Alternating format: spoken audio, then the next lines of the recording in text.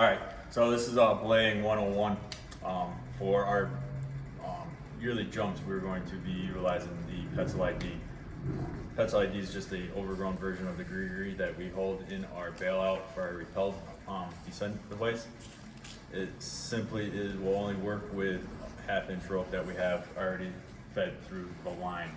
If you can pan up, the whole belay device is going to go through the carabiner that is up top and come back down to a termination knot. That is our figure 8 on a plate with a carabiner. This carabiner is what we utilize to attach the firefighter to the Hasty Harness.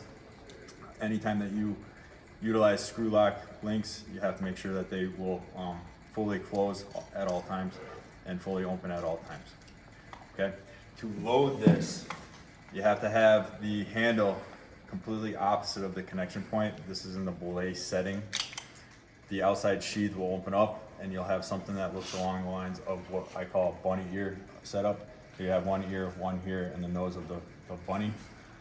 The handle and the rope has to be loaded in the correct manner. So the termination knot, wherever that termination knot is going to be, has to come down the handle, feed the line through so that the running end of the rope comes over the friction bar. Okay. To anchor this off to tower 4, we have a piece of 1-inch tubular webbing that is basket hitched underneath one of the toe adapters under there with a simple carabiner. So once you have the ID properly loaded, again, coming down and around, close the red sheath, make your connection point to the carabiner, make sure that it's locked. So now we are able to belay. To belay, we don't want to ever introduce slack into the system, so we have to maintain constant tension against the anchor strap and the carabiner. If this were to somehow become loaded, all the slack would come out into the system and additional fall will incur. So as we start to repel, you want to maintain proper hand tension on your free hand.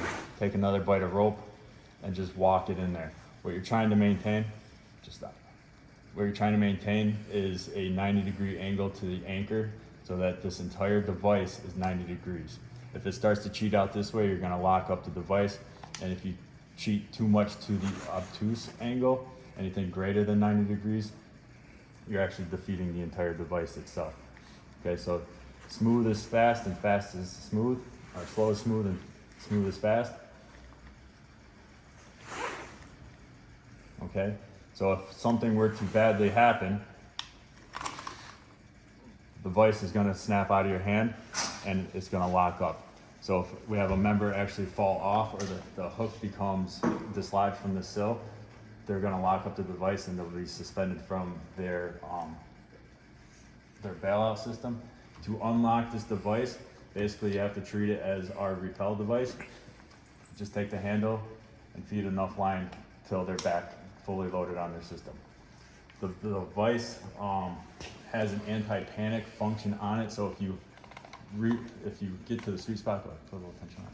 If you can find the sweet spot, if you go past the sweet spot, it's going to lock out to reset the system. Just bring it back up until you hear the click and it'll be back into the repel function. Okay, so once they're back onto their system, you just reset and go back to 90 degrees. So before we start doing the belay, we need to have a Hasty harness. There's several different lengths of webbing found within the trailer for the bailout function. I'll leave them out on the table so you guys don't have to go searching for them. You need to make sure that the water knot is properly tied, at least 2 inches worth of tail on either side of the knot. This particular one is 25 feet. 25 feet will be good for the smaller members and the skinnier members. Anything that is about 5'10" or above, you're going to need about 30 feet worth of webbing. So to start, find that knot, pass the knot underneath the member's legs so that it's about right at the small of the back. And from the back side, we're going to just simply take a little bit of slack, come to the front, and create the harness for the Class 2 harness.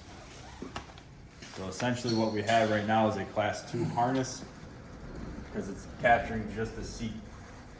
You want to try to position the knot directly in the small of the back because we're going to be doing these jumps without an air pack on, and we want the knot so that it is right at the small of the back, so for a position of comfort for us so that we're not bailing out, rolling over a knot.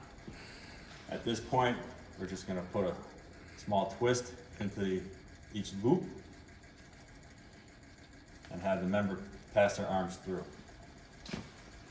Okay.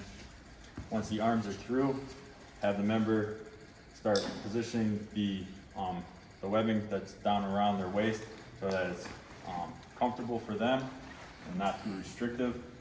Make sure that all the slack is out of the system. And we finish this off with a square knot. The big thing to remember for the hasty harness is that the loops have to be somewhat similar in length so that when we attach the carabiner to this prior to bailout, that one loop is not taking more of the weight or tension than the other one. Okay. Left hand, take the hook, capture the sill. With your right hand on the rope, not the device. You're going to punch out with your right hand at roughly 4:30, 4 o'clock, 5 o'clock, something like that. You're going to roll out head first. You're going to leg lock with your left leg, hang there for a second. And once you feel comfortable and that hook is properly set, it's not going to go anywhere, go ahead and roll out.